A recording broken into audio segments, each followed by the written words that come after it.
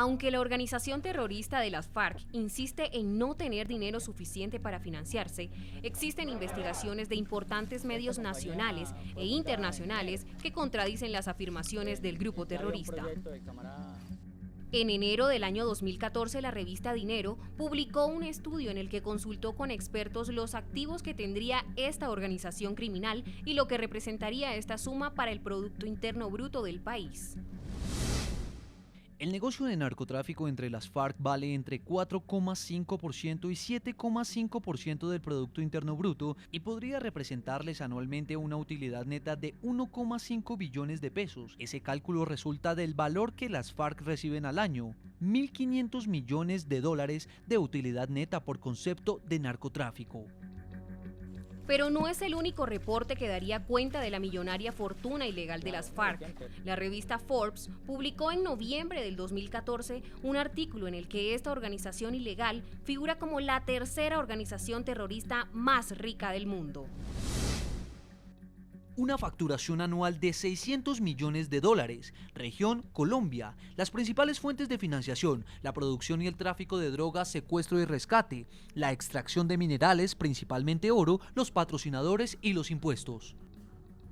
Las FARC ha participado en actos de crimen organizado desde hace mucho tiempo, incluso el narcotráfico. Otro dato que daría cuenta de cómo funcionan las finanzas de las FARC es el de la Fundación Inside Crime, Crimen Organizado en las Américas, que revela que las FARC obtienen hasta $450 por cada kilo de droga que es producida y transportada en las zonas bajo control del grupo terrorista. Según el portal web, se estima que el grupo criminal estaría recibiendo ganancias de al menos 140 millones de dólares al año solo por el comercio de la base de coca, al considerarse que las FARC también se lucran del negocio ilícito de la heroína y la marihuana. Según Inside Crime, los ingresos de las FARC por narcotráfico podrían ser de 200 millones de dólares anuales.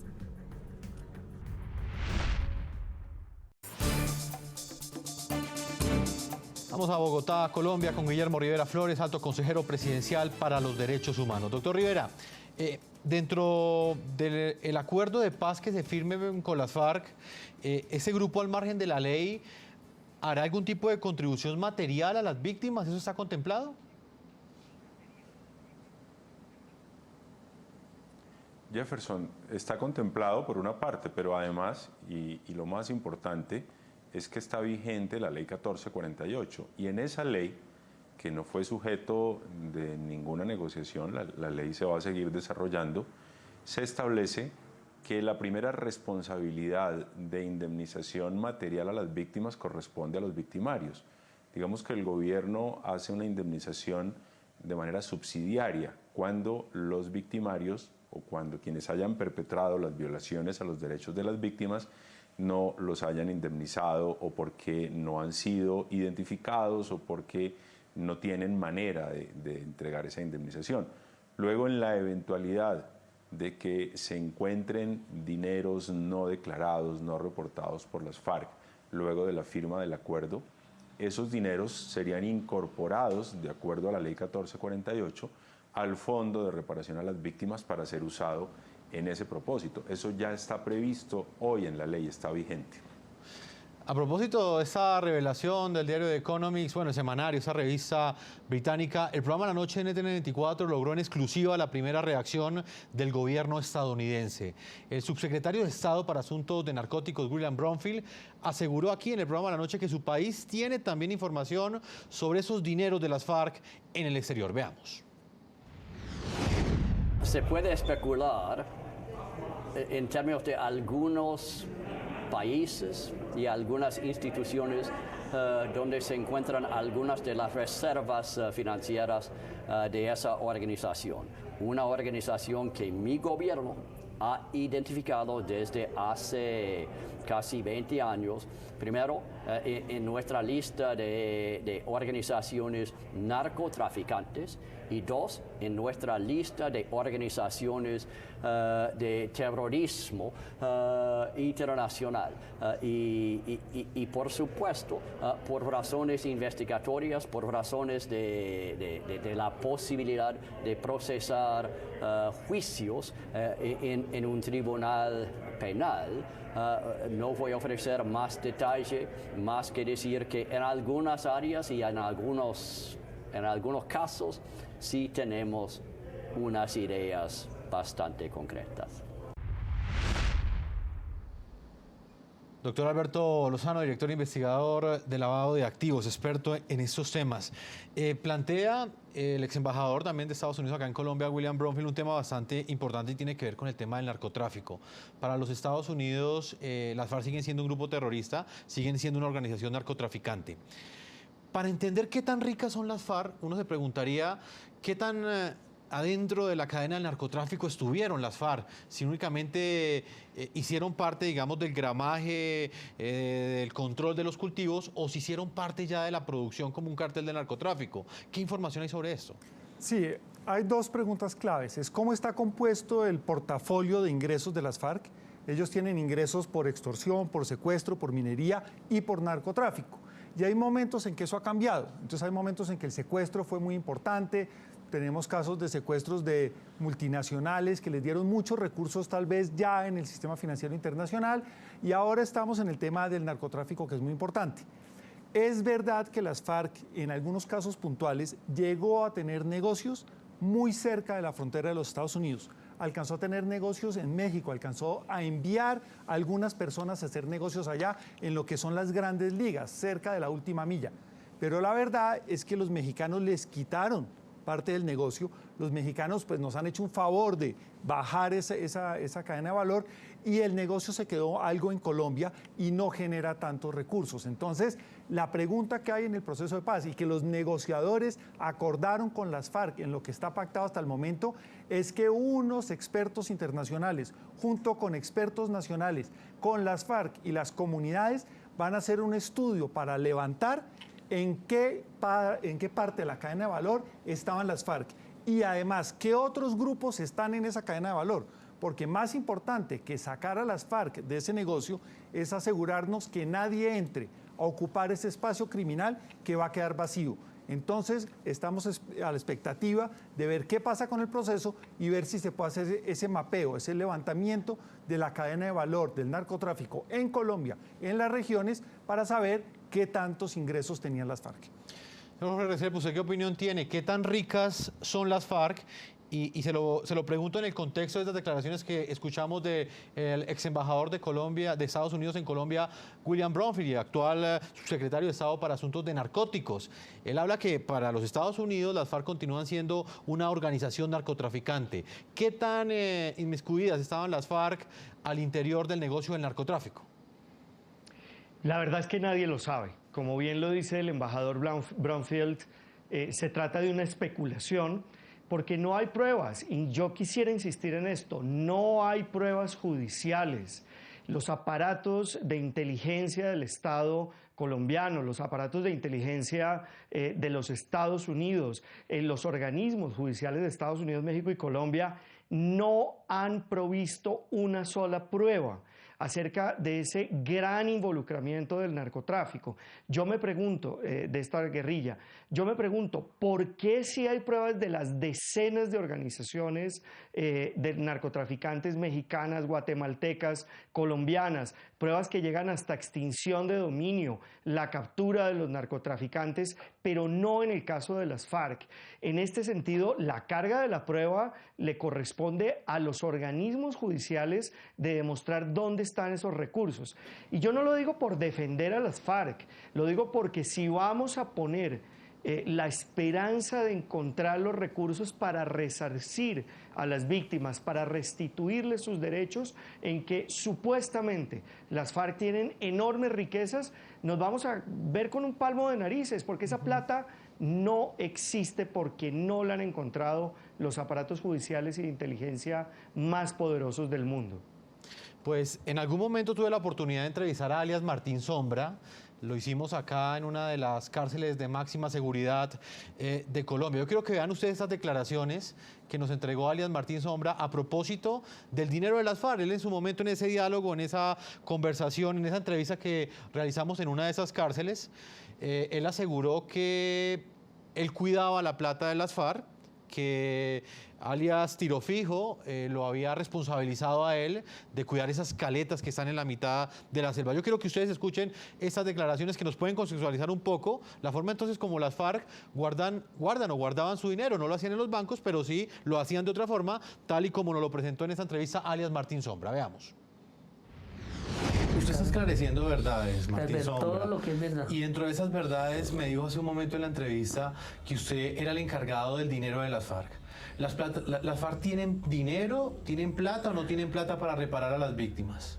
Mire, de eso de que tienen o no tienen, yo hablo lo mío, lo que a mí me tocó. ¿Pero usted manejaba las caletas? No, allá había un sitio que se llamaba Parranda Seca. Entonces yo tuve un tiempo encargado allá, llegaba plata de diferentes partes, el mono la llevaba y allá estaba cerquita de Don Manuel, donde tocaba darle parte todos los días. No llegaba, saludaba a camarada Manuel, buenos días, el tunjo está ahí. No hay ninguna novedades. Esas platas llegaban de diferentes partes y ahí se cuidaban, y de ahí también tenía que salir con una firmita de Don Manuel, porque él era un hombre muy ahorrativo y muy talentoso. Por algo era el comandante de las FARC.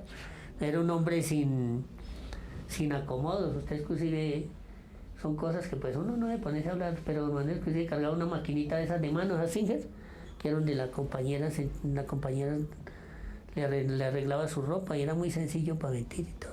¿Cuánto dinero alcanzó usted a tener en Parranda Seca, la que se llamaba? Parranda Seca, no, ahí habían 3, 4 muchachos para contar la plata, para harto, miles y miles de millones de pesos. ¿Miles de millones de pesos? Sí, ¿Alguna vez, algún momento contó la cantidad de dinero? Eso siempre uno los acomodaba por secciones, de a 5.000 millones, de a 10.000 millones. Entonces no tuve la curiosidad, pero había mucha plata. Pero había que responder por lo que había y el resto de nadie podía ir a sacar un peso de mientras que estaba bajo mi autorización.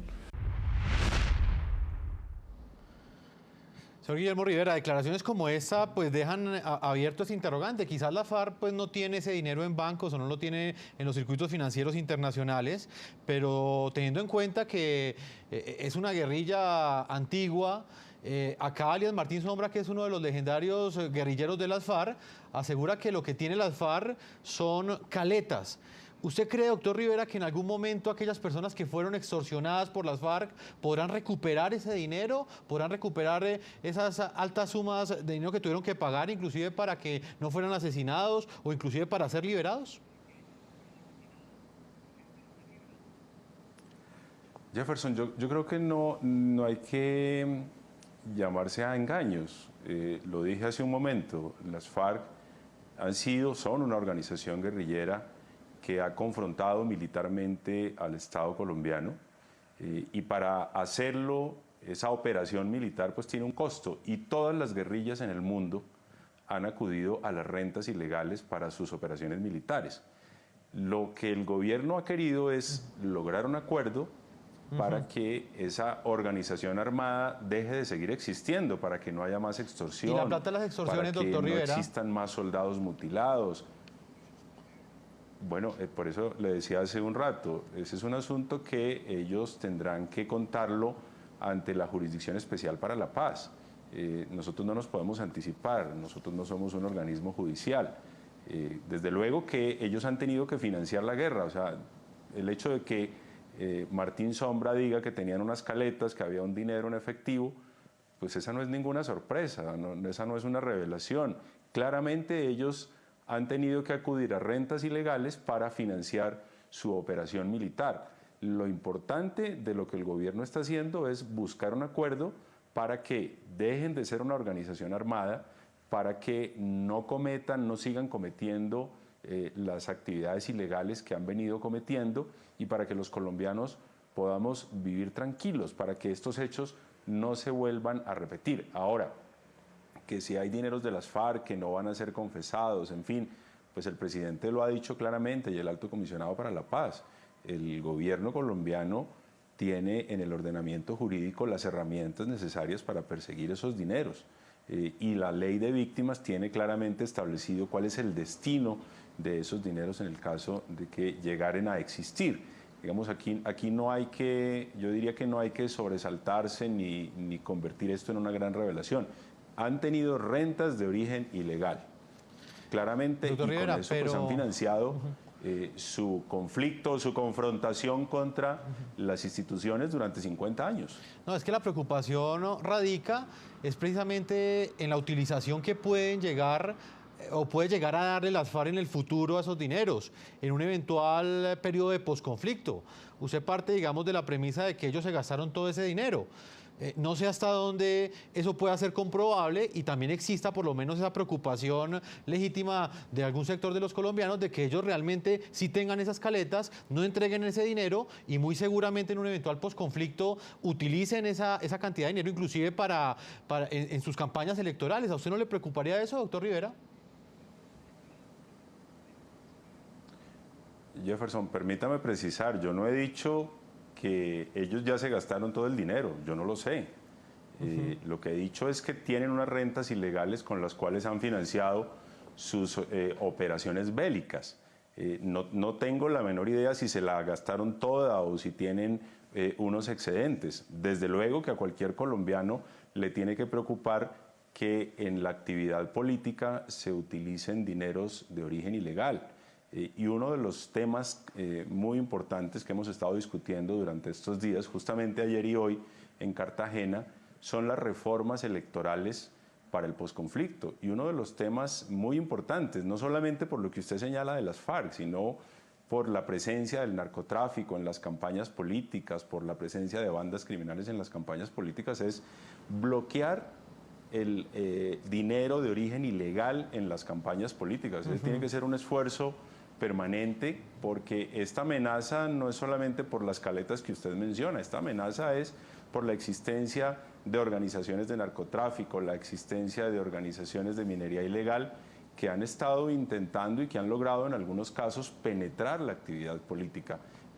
De eso pues el país tiene noticias documentadas judicialmente, de tal manera que el esfuerzo que hay que hacer en materia de posconflicto es uno, garantizar presencia institucional en todo el territorio nacional y dos, bloquear esa cooptación de dineros del narcotráfico, de dineros de la minería ilegal, hacia las campañas, hacia las instituciones, sobre todo del orden territorial, que es en donde se ha venido dando en los últimos años. Ese es un desafío para el Estado colombiano y en eso estamos trabajando. Vamos a hacer una segunda pausa comercial. Por esa razón hemos invitado de diferentes ángulos, diferentes opiniones para que ustedes entiendan este análisis que hemos querido presentarles el día de hoy. La revelación que hace el semanario The Economist a propósito de la gran fortuna o la supuesta fortuna oculta que tendrían las FARC. Estamos analizando las implicaciones que eso tendría en un eventual periodo de posconflicto. Una pausa y ya regresamos a la parte final de este programa La Noche.